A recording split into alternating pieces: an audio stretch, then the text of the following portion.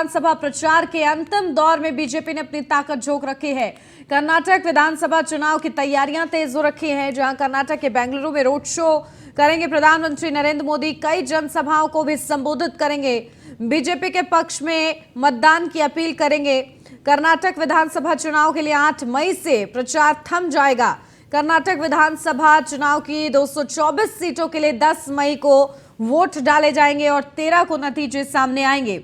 तो कर्नाटक विधानसभा चुनाव और इसको लेकर तमाम दिग्गज कर्नाटक में डेरा जमाए हुए हैं। प्रधानमंत्री नरेंद्र मोदी का भव्य रोड शो, बड़ी जनसभाएं, इसी के साथ कांग्रेस की तरफ से भी बड़े चेहरे नजर आ रहे हैं। सोनिया गांधी ने भी कल से प्रचार की शुरुआत कर दी है। आज भी बड़े कार्यक्रम दिग्गजों के निर्धारित हैं, जहां प्रधानमंत्री नरेंद्र मोदी रोड शो करेंगे, जनसभा को संबोधित करेंगे। कर्नाटक विधानसभा चुनाव 10 मई को होना है। 224 सीटों पर वोट डाले जाएंगे और 13 मई को नतीजे सामने आएंगे। तो बेहद ही ज्यादा महत्वपूर्ण कर्नाटक विधानसभा चुनाव बना हुआ है और इस दौरान जो बयानबाजी हो रही है उसमें एक दूसरे के निशाने पर कांग्रेस और बीजेपी तल्ख टिप्पणियां कर रही है, जहां क्योंकि सीधा मुकाबला कांग्रेस और बीजेपी का है, कांटे की टक्कर देखी जा रही है और इसी के चलते जुबानी जंग भी तेज होती जा रही है, तीखी होती जा रही है। जहां एक तरफ घोषणा पत्र को लेकर चर्चे हो रहे हैं, बजरंग दल के बैन करने को लेकर बीजेपी कांग्रेस पार्टी को आड़े हाथ ले रही है। घोषणा पत्र में जो बड़ा वादा किया गया है, इसी के साथ साथ तमाम बड़े फैसलों पर भी चर्चा लगातार हो रही है। नामों का जिक्र किया जा रहा है, फिल्मों का जिक्र किया जा रहा है।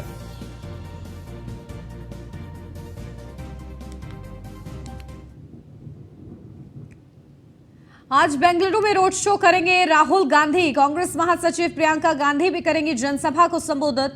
मुल्की में जनसभा को संबोधित करेंगी प्रियंका गांधी। तो कांग्रेस महासचिव प्रियंका गांधी आज खास दौरा उनका भी, जहां वो जनसभा को संबोधित करेंगी। मुल्की में उनकी जनसभा होगी और इस दौरान कांग्रेस प्रत्याशियों के लिए वोट की अपील करेंगी।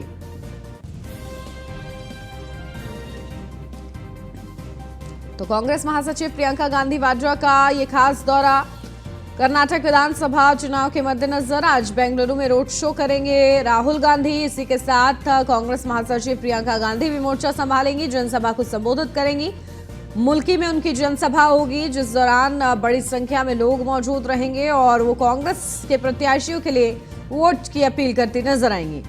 तो तमाम दिग्गज कर्नाटक में विधानसभा चुनाव के लिए प्रचार में जुटे हुए हैं।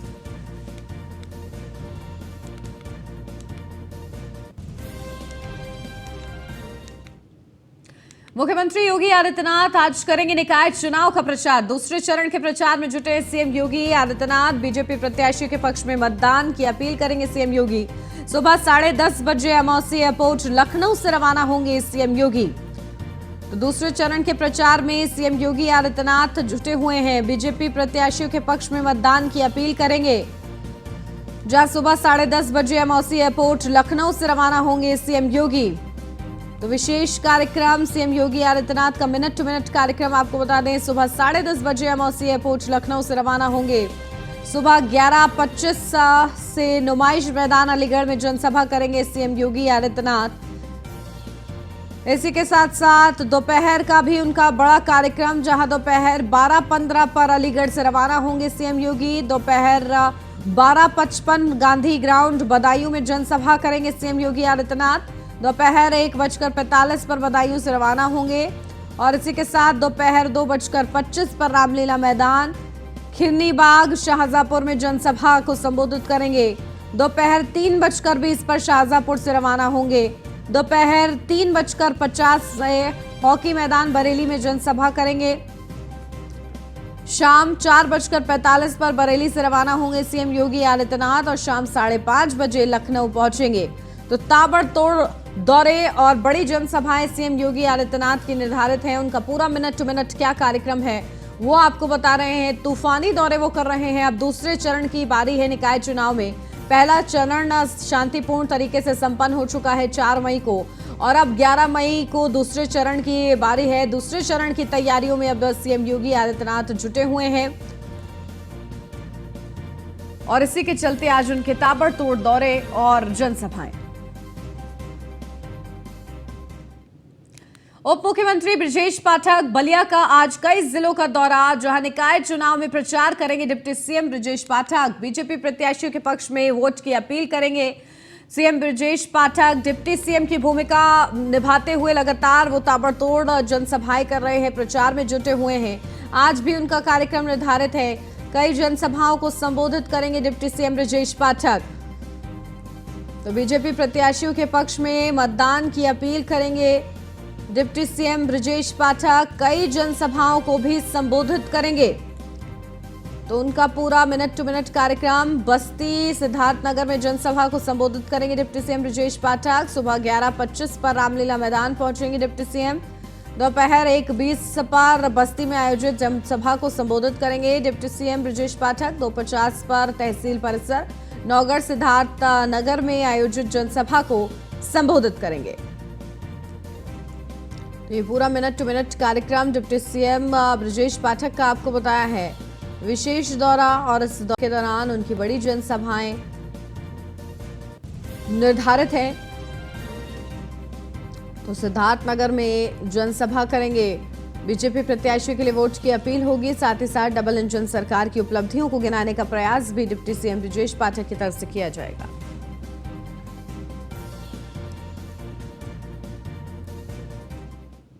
लखनऊ से अब खबर, बुलंदशहर के जहांगीराबाद दौरे पर रहेंगे डिप्टी सीएम केशव प्रसाद मौर्य।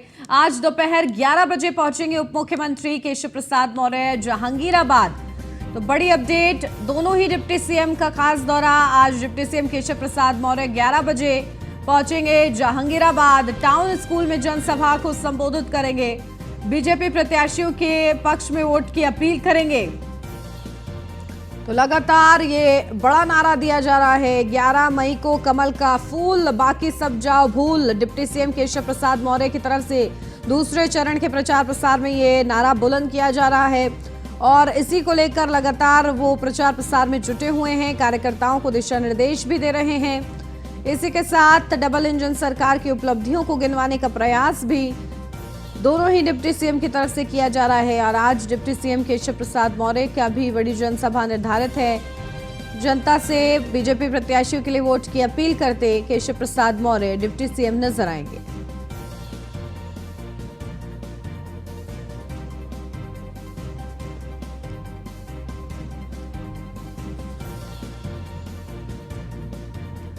लखनऊ से अब खबर, बीजेपी प्रदेश अध्यक्ष भूपेंद्र चौधरी आज रामपुर दौरे पर रहेंगे। विधानसभा स्वार में जनसभा को संबोधित करेंगे बीजेपी प्रदेश अध्यक्ष, जहां 1:30 बजे बिजार खाता में जनसभा को संबोधित करेंगे बीजेपी प्रदेश अध्यक्ष भूपेंद्र चौधरी।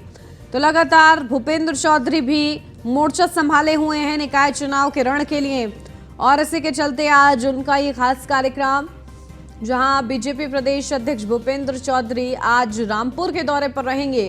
रामपुर में प्रचार करेंगे, जनसभा को संबोधित भी करेंगे। विधानसभा स्वार में जनसभा को संबोधित करेंगे। तो 1:30 बजे बिजार खाता में जनसभा को संबोधित करेंगे प्रदेश अध्यक्ष भूपेंद्र चौधरी। तो रामपुर का ये खास दौरा भूपेंद्र चौधरी का और बड़ी रणनीति के साथ वो काम कर रहे हैं। निकाय चुनाव को लीड कर रहे हैं प्रदेश अध्यक्ष होने के नाते और ऐसे में रणनीति के तहत काम किया जा रहा है। रामपुर को साधने का प्रयास और बीजेपी प्रत्याशियों के लिए वोट की अपील करते भूपेंद्र चौधरी नजर आएंगे।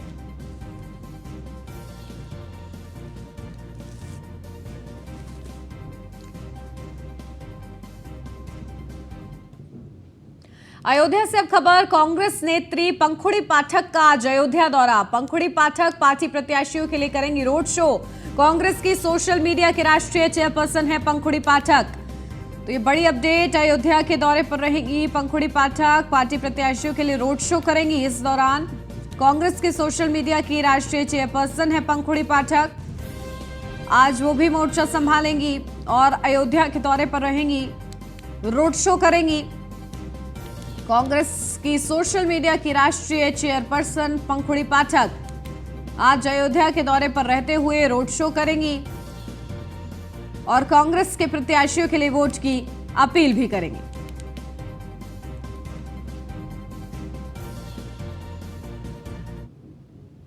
लखनऊ से अगली खबर। 21 मई को हज यात्रियों की पहली फ्लाइट जाएगी। 15 मई तक बकाया रकम हज यात्रियों को जमा करना होगा। हज कमेटी ऑफ इंडिया द्वारा जारी हुआ है ये सर्कुलर। यूपी में 26,786 यात्री हज पर रवाना होंगे। तो 15 मई तक जो बकाया राशि है वो चुकानी होगी। हज कमेटी ऑफ इंडिया द्वारा ये सर्कुलर जारी किया गया है, जहां यूपी से 26,786 यात्री हज के लिए रवाना होंगे। तो 21 मई को हज यात्रियों की पहली फ्लाइट जाएगी, जहां 15 मई तक बकाया रकम इसके लिए हज यात्रियों को जमा करनी होगी। हज कमेटी ऑफ इंडिया द्वारा जारी किया गया है ये सर्कुलर, जिसके तहत ये जानकारी भी मिली है कि उत्तर प्रदेश से 26,786 यात्री हज के लिए रवाना होंगे।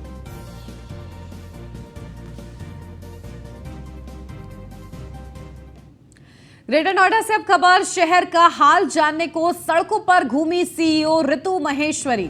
4 घंटे तक सड़कों पर घूमी सीईओ ऋतु माहेश्वरी। जन स्वास्थ्य कार्यों में लापरवाही पर 3 कॉन्ट्रैक्टरों पर 14 लाख रुपए की पेनल्टी। उद्यान विभाग के 4 कॉन्ट्रैक्टरों पर 20 लाख की पेनल्टी।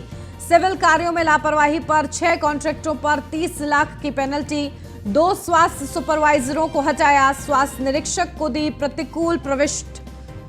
उद्यान विभाग के प्रभारी को अंतिम चेतावनी जारी। सभी वर्क सर्कल प्रभारियों को भी सीईओ ने लिखित चेतावनी दी है। तो रखरखाव कार्यों को बेहतर करने के लिए 10 दिन की मोहलत, फिर करेंगे औचक निरीक्षण। तो सभी वर्क सर्कल प्रभारियों को सीईओ ने लिखित चेतावनी दे दी है। क्या व्यवस्थाएं हैं उसका हाल जानने के लिए सड़कों पर घंटों वक्त बिताया है सीईओ ऋतु माहेश्वरी ने। तो शहर का हाल जानने का प्रयास किया है। सड़कों पर उतरी हैं सीईओ ऋतु माहेश्वरी। 4 घंटे तक करीब सड़कों पर उन्होंने व्यवस्थाओं को परखा है। तो जन स्वास्थ्य कार्यों में लापरवाही पर 3 कॉन्ट्रैक्टरों पर 14 लाख रुपए की पेनल्टी भी लगाई गई है।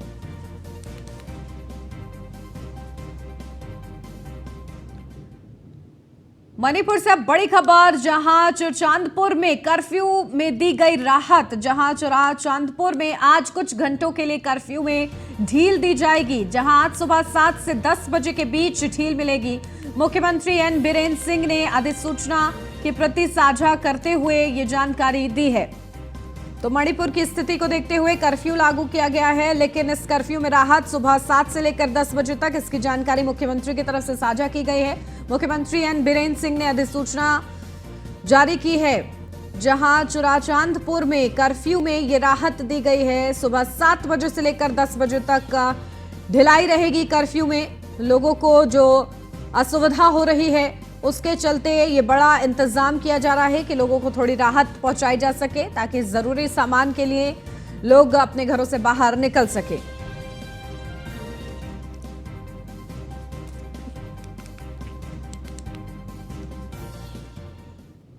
गुजरात से अब खबर। आरएसएस प्रमुख मोहन भागवत का गुजरात दौरा। 8 मई में से 5 दिवसीय गुजरात दौरे पर रहेंगे मोहन भागवत। आरएसएस प्रशिक्षण शिविर में हिस्सा लेंगे भागवत। संघ शिक्षा वर्ग प्रशिक्षण शिविर में स्वयं सेवकों का मार्गदर्शन करेंगे मोहन भागवत।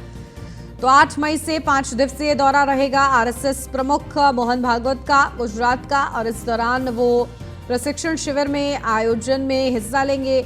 संघ शिक्षा वर्ग प्रशिक्षण शिविर में स्वयं सेवकों का मार्गदर्शन करेंगे मोहन भागवत।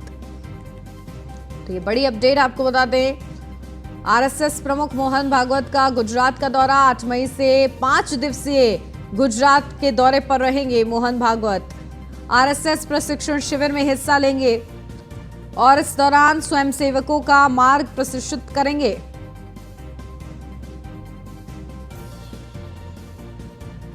तो गुजरात के खास दौरे पर आरएसएस प्रमुख मोहन भागवत। 8 मई से 5 दिवसीय दौरा उनका रहेगा गुजरात का।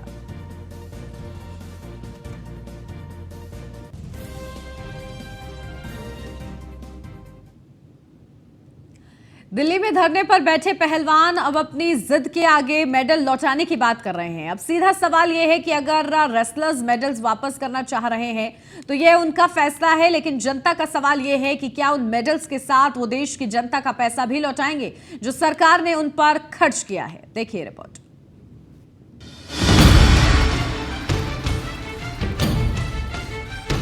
देश विदेश से मेडल लाने वाले पहलवानों के हम सब समर्थक और फैन रहे हैं। जब भी कोई भी मेडल आया हम सब ने जाति क्षेत्र से ऊपर उठकर उसे सेलिब्रेट किया। वो जीत सभी देशवासियों को अपनी सामूहिक जीत लगती है, क्योंकि मेडल लाने में पूरा तंत्र लगता है, लेकिन उस तंत्र को दरकिनार कर कोई उस मेडल को व्यक्तिगत मेडल बताकर देश पर एहसान थोपने लगे। ऐसे में वो तंत्र जो वर्तमान को साधते हुए भविष्य के टैलेंट पूल को लचर कर रहा है, क्या उस तंत्र को ब्लैकमेल होने देना चाहिए?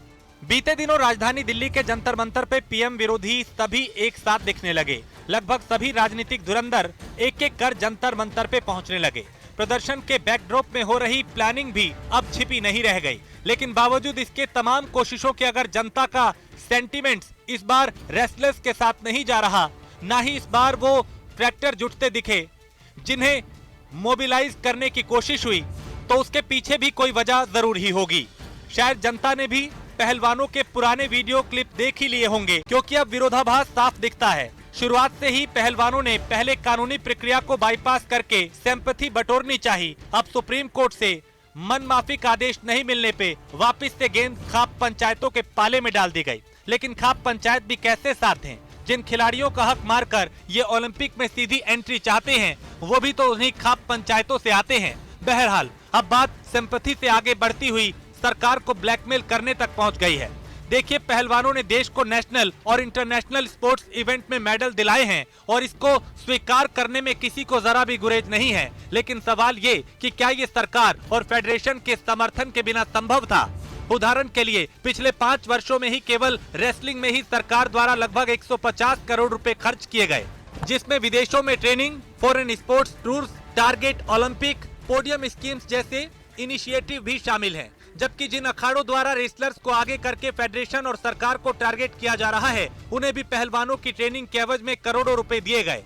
रेसलर्स को इस सेल्फ ऑब्जर्वेशन से बाहर आना होगा कि मेडल्स जीतने में एकमात्र उन्हीं का योगदान है, क्योंकि रेसलर्स तो पहले भी इन इवेंट्स में हिस्सा लेते थे, लेकिन उन्होंने तो इतने मेडल्स नहीं जीते थे। अब सीधा सवाल ये है कि यदि रेसलर्स मेडल्स वापस करना चाह रहे हैं तो ये उनका फैसला है, लेकिन जनता का सवाल ये है कि क्या उन मेडल्स के साथ वो देश की जनता का पैसा भी लौटाएंगे जो उनकी ट्रेनिंग में सालों खर्च किए गए? क्या वो उन खिलाड़ियों के वो साल लौटा पाएंगे जिनके स्थान पे इन्हें भारत का प्रतिनिधित्व करने का मौका मिला? वो सरकारी नौकरियां जो किन्हीं और खिलाड़ियों को मिल सकती थी, क्या वो लौटाई जा सकेंगी? यदि हाँ, तो वो स्वेच्छा से ऐसा कर सकते हैं, और यदि नहीं तो उनके पास अपने स्वार्थ के लिए सरकार को ब्लैकमेल करने का कोई मोरल ग्राउंड नहीं है। Bureau report, news 1 India.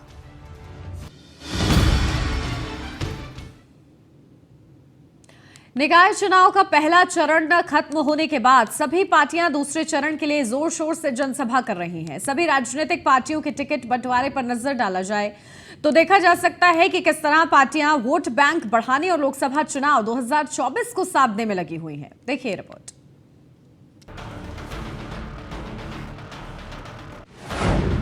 निकाय चुनाव का रण, कौन लहराएगा परचम? 24 की तैयारी, कौन पड़ेगा किस पर भारी? निकाय तो रुझान, 24 में असली इम्तिहान। उत्तर प्रदेश में हो रहे निकाय चुनावों को आगामी 2024 आम चुनावों के सेमीफाइनल की तरह से देखा जा रहा है। शायद यही कारण है कि राजनीतिक पार्टियां इन चुनावों में कई तरह के प्रयोग कर रही हैं। निकाय चुनाव के बहाने सभी पार्टियां जमीन पर अपनी ताकत का अंदाजा लगाना चाहती हैं। प्रदेश में सत्तारूढ़ बीजेपी स्थानीय मुद्दों को छोड़कर बुलडोजर और एनकाउंटर जैसी कानून व्यवस्था को राजनीति के केंद्र में लाने का प्रयास कर रही है। बीजेपी ने करीब 350 मुस्लिम उम्मीदवार मैदान में उतारकर नया प्रयोग किया है। इसी के साथ केंद्र और राज्य में सत्तारूढ़ बीजेपी स्थानीय निकायों में मजबूत होकर ट्रिपल इंजन की सरकार बनाने का नारा भी दे रही है। भाजपा की तरफ से सीएम योगी, दोनों डिप्टी सीएम ब्रजेश पाठक, केशव प्रसाद मौर्य ने मोर्चा संभाल रखा है। जगह जगह चुनावी जनसभा और रैलियां करके मतदाताओं को जोड़ने का काम कर रहे हैं। बीजेपी के कैबिनेट मंत्री से लेकर संगठन के पदाधिकारी तक सब अपनी अपनी ताकत के साथ मैदान में उतरकर कमल के निशान पर मोहर लगाने की अपील कर रहे हैं। बीएसपी दलित प्लस मुस्लिम समीकरण, 17 नगर निगमों में से 11 मुस्लिम उम्मीदवार, सामाजिक अंकगणित साधने में लगी बसपा सुप्रीमो, मुसलमानों के साथ बसपा की social engineering. BSP chief Mayawati इन दिनों मुस्लिम मुद्दों पर ज्यादा मुखर है, ये उनकी राजनीतिक मजबूरी भी है। वैसे वो पिछले काफी समय से दलित प्लस मुस्लिम समीकरण बनाकर राजनीति को आगे बढ़ाना चाहती हैं। 2017 के विधानसभा चुनाव के मौके पर उन्होंने खुलकर कहा था, अगर 23% अनुसूचित जाति और 18% मुसलमान बीएसपी के साथ आ जाते हैं तो 41% का ये वोट बैंक केंद्र से लेकर प्रदेश तक में अपनी सरकार बनाने का अस्थायी फार्मूला बना लेगा। लेकिन उनका ये फॉर्मूला नहीं चला। बसपा प्रदेश में लगातार हाशिए पर जाती गई। निकाय चुनाव में उन्होंने एक बड़ा दांव चला है। प्रदेश के कुल 17 नगर निगमों में से उन्होंने 11 के लिए अपने मुस्लिम उम्मीदवार बनाए हैं। नगर पालिका परिषद और नगर पंचायतों में भी उनके मुस्लिम उम्मीदवारों की संख्या दूसरे गैर बीजेपी दलों के मुकाबले कहीं ज्यादा है। गैर जाटो वोट कटता जा रहा है। बीएसपी प्रमुख मायावती ने ओबीसी के लिए आरक्षित सीटों पर भी मुस्लिम उम्मीदवारों को उतारा है। बसपा से लगातार कहा जा रहा है कि अस्तित्व के संकट का सामना कर रही बीएसपी अपने नए सामाजिक अंकगणित में ब्राह्मणों के जगह पर मुसलमानों के साथ एक नई सोशल इंजीनियरिंग शुरू कर रही है। मायावती ने 30 अप्रैल को ट्वीट किया और कहा कि यूपी के निकाय चुनाव के अंतर्गत 17 नगर निगमों में मेयर पद के लिए हो रहे चुनाव में बीएसपी द्वारा मुस्लिम समाज को भी उचित भागीदारी देने को लेकर यहाँ राजनीति काफी गरमाई हुई है, क्योंकि उससे खासकर जातिवादी एवं सांप्रदायिक पार्टियों की नींद उड़ी हुई है। सपा के सामाजिक न्याय के मुद्दे की परीक्षा, दलितों को जोड़ने में लगे अखिलेश। अखिलेश का वार लोकतंत्र को खत्म कर रही बीजेपी सरकार। इसके अलावा प्रदेश का यह निकाय चुनाव प्रमुख विपक्षी पार्टी सपा के सामाजिक न्याय के मुद्दे की परीक्षा है। सपा सुप्रीमो अखिलेश यादव बीजेपी की सांप्रदायिक राजनीति को सामाजिक न्याय के मुद्दे से टक्कर देने की तैयारी कर रहे हैं। मुख्यमंत्री योगी के गढ़ गोरखपुर से सपा प्रमुख अखिलेश यादव ने कहा कि सत्तारूढ़ बीजेपी दलित सवर्ण सभी का अपमान कर रही है। अपनी नई रणनीति पर बात करते हुए उन्होंने कहा कि समाजवादी विचारधारा के लोग चाहते हैं कि जातिगत जनगणना कराई जाए ताकि सभी को उनकी आबादी के अनुपात में उनका अधिकार और सम्मान मिले, मगर जातिवार जनगणना के नाम पर बीजेपी घबरा जाती है। पूर्व मुख्यमंत्री अखिलेश यादव ने कहा कि मुख्यमंत्री योगी के खिलाफ मामले की सूची बहुत लंबी है। अखिलेश ने सवाल किया कि क्या उन्होंने अपने खिलाफ दर्ज मामलों को वापस नहीं लिया था। इसके साथ ही सपा प्रमुख ने कहा कि बीजेपी सरकार मामलों की लंबी चार्जशीट दिखा रही है, मगर मुख्यमंत्री ने खुद पर से मुकदमे वापस नहीं लिए होते तो वो आज लिस्ट बहुत लंबी होती। वहीं बीजेपी निकाय चुनाव में एक बार फिर उस कानून व्यवस्था को मुद्दा बना रही है जिस पर ढेरों सवाल है। उमेश पाल हत्याकांड के बाद से योगी सरकार की कार्यवाही से बीजेपी अपने पक्ष में माहौल बनाने का प्रयास कर रही है। इस हत्याकांड के बाद सदन के शीर्ष पटल पर खड़े होते योगी आदित्यनाथ ने हुंकार भरा था कि माफियाओं को मिट्टी में मिला दूंगा। यूपी पुलिस लगातार एनकाउंटर पे एनकाउंटर कर रही है। इस एनकाउंटर में माफिया अतीक के बेटे असद अहमद समेत उसके गैंग के कई सदस्य मारे गए। हालांकि उमेश हत्याकांड का मुख्य अभियुक्त गुड्डू मुस्लिम और अतीक की पत्नी शाइस्ता अभी भी पुलिस की पहुंच से बाहर है। बीजेपी उनको अपना चुनावी मुद्दा बना रही है।